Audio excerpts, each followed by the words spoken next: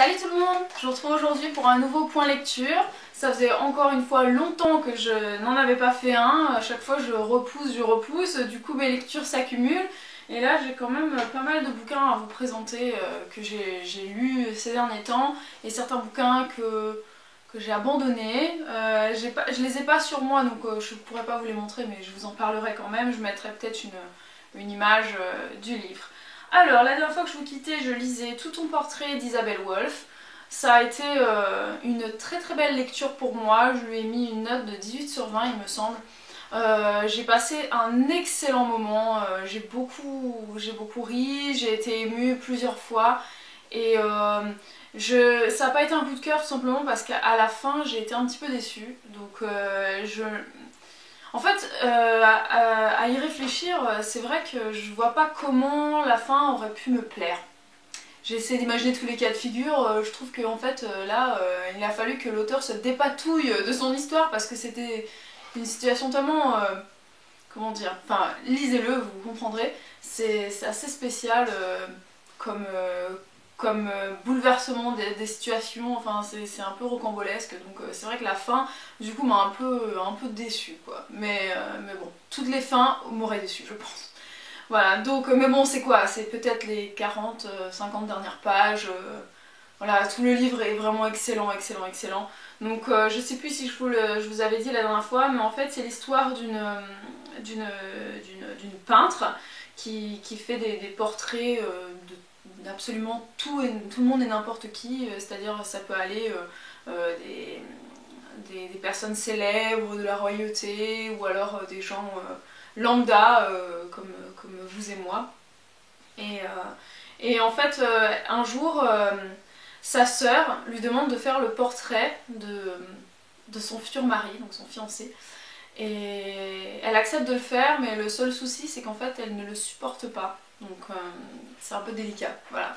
Et vous imaginez bien ce qui va se passer, elle va commencer à s'attacher à lui. Et voilà, donc c'est très très sympa et je vous encourage vraiment à le lire. Ensuite, j'ai poursuivi avec... Ah voilà, j'ai poursuivi avec Les Visages. Voilà, Les Visages de Jessie Kellerman. J'ai lu un ou deux chapitres et j'ai vraiment pas accroché au style, donc je sais pas si c'est parce que c'était pas le bon moment ou quoi. Je l'avais emprunté à la bibliothèque, donc je me suis dit vu que je rentre pas dans l'histoire, c'est pas grave, je vais le rendre et puis je l'emprunterai peut-être plus tard. Je pensais que c'était un thriller, mais en fait c'est vraiment une enquête policière, c'est pas du tout l'ambiance thriller. Donc bah, je l'ai mis de côté, j'irai l'emprunter à la bibliothèque un jour où je serai plus apte à le lire. Il faut dire aussi que c'était un grand format, donc vraiment le truc super encombrant. En plus il n'était pas dans un très très bon état, donc ça m'encourageait pas à le lire. Donc voilà, je le lirai peut-être plus tard. Ensuite j'ai enchaîné avec un autre bouquin toujours emprunté à la bibliothèque. Il s'agissait de Métamorphose en bord de ciel de Mathias Malzieu. Donc si vous me suivez depuis un petit moment, vous savez que j'ai déjà lu deux livres de Mathias Malzieu, La mécanique du cœur et Maintenant qu'il fait tout le temps nuit sur toi. J'avais beaucoup aimé ces deux livres, surtout Maintenant qu'il fait tout le temps nuit sur toi, qui m'avait particulièrement touchée au moment où je l'ai lu. Mais alors là, Métamorphose en bord de ciel, j'ai lu une quarantaine, presque 50 pages et je peux pas quoi. C'est beaucoup trop enfantin à mon goût et là pour le coup il y a vraiment trop de métaphores, de comparaisons, ça n'arrête pas, ça en devient lourd en fait et bah voilà, je suis pas du tout rentrée dans l'histoire, j'ai mis de côté, je l'ai rendu à la bibliothèque et je ne le remprunterai pas pour le coup parce que c'était pas ma tasse de thé. Ensuite j'ai poursuivi avec Ma vie pour la tienne de Jodi Picoult. Donc j'avais déjà lu de Jodi Picoult Le Pacte, que j'avais vraiment beaucoup aimé. Et alors là, bah, c'était pareil. J'ai adoré cette histoire, c'était vraiment bouleversant, j'en ai pleuré, j'étais très émue. C'est une histoire très dure, mais alors Jodi Picoult a une écriture que j'adore. C'est vraiment facile à lire, c'est plein d'émotions et j'aime beaucoup, voilà. Donc c'est c'est une histoire un peu particulière puisqu'en fait on va suivre plusieurs personnages à la fois. En fait, c'est ça que j'ai beaucoup aimé dans le livre. Alors je sais pas si c'est pareil dans toutes les éditions. Là c'est un livre que j'ai emprunté à la bibliothèque, je sais même pas c'est quoi comme édition. Je pense que ouais, c'est France Loisirs.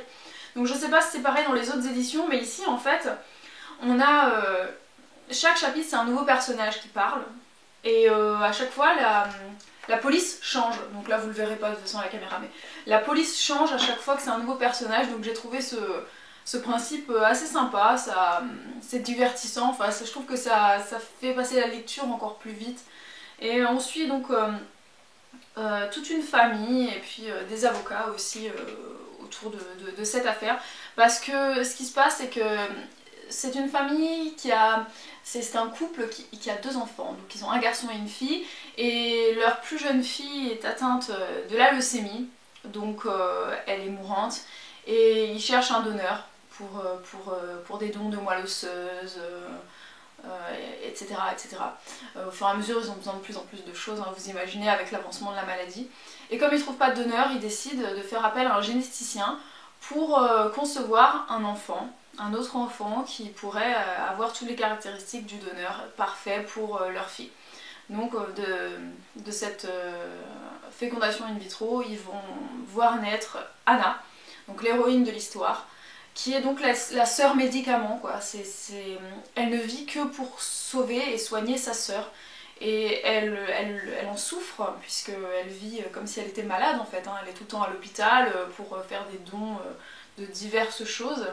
Et un jour, elle va essayer pas de se rebeller, mais de sortir de ça, essayer d'arrêter d'être simplement un médicament. Voilà. Donc très très belle histoire, je vous encourage vraiment vraiment à le lire, à l'offrir, voilà, très très beau. Ensuite j'ai poursuivi avec un thriller, j'avais envie de thriller, donc j'ai lu Séquestrée de Chevy Stevens. C'est l'histoire d'une femme qui a été séquestrée pendant 1 an dans une cabane perdue dans le fin fond de la forêt, où elle s'est faite violer et tout ce que vous pouvez imaginer, quoi. Et elle réussit à sortir de là. Donc de là on pense que l'histoire se termine, mais non, c'est là qu'elle commence, puisqu'en fait on va suivre à travers ce livre toutes ces séances chez le psy pour essayer de se reconstruire après cette année séquestrée.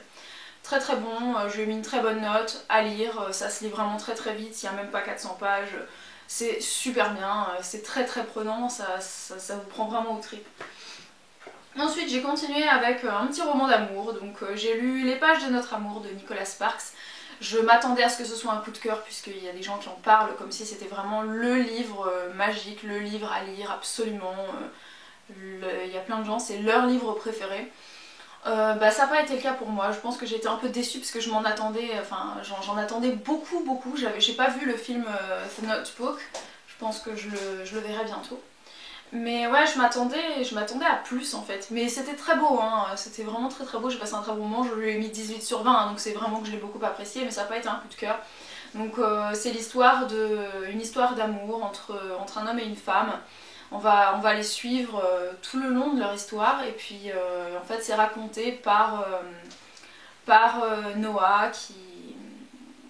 Comment dire, sa femme à la fin finit par être atteinte de la maladie d'Alzheimer, et il lui a promis de lui raconter leur histoire d'amour chaque jour, quoi. Voilà, donc c'est très très beau, j'ai versé ma petite larme, et voilà, c'est à lire.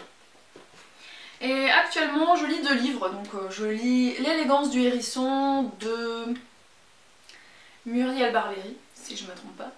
Vous verrez la couverture quelque part sur l'image. Donc je lis ça, et en parallèle je lis un autre livre. Donc je lis pas exclusivement L'élégance du hérisson, parce qu'en fait je m'attendais pas du tout à ça. Je pensais que c'était un roman, tout ce qui est plus classique, mais en fait c'est structuré de manière un peu spéciale.